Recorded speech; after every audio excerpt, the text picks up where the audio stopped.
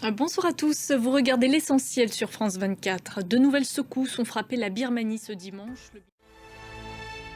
La Birmanie continue de compter ses morts officiellement. Au moins 1700 personnes ont perdu la vie après le séisme qui a frappé le pays vendredi.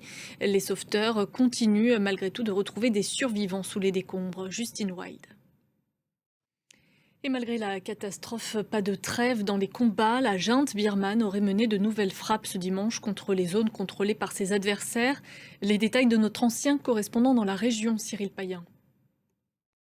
Et le tremblement de terre a été ressenti jusqu'à Bangkok, la capitale thaïlandaise, où 18 personnes ont trouvé la mort selon un nouveau bilan.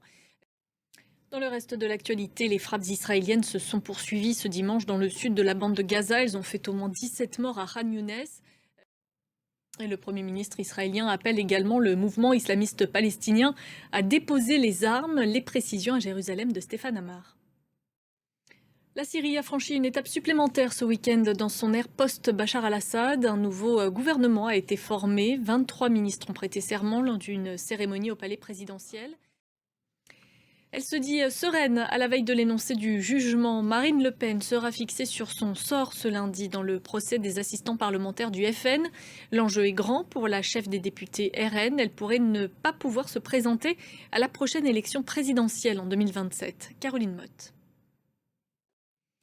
La pub est-elle le royaume du greenwashing, cette méthode de marketing qui consiste pour les entreprises à utiliser l'argument écologique auprès du public pour se donner une image éco-responsable? En Grande-Bretagne, une lanceuse d'alerte a décidé de dénoncer des campagnes qu'elle estime non éthiques. Audrey Racine nous en dit plus.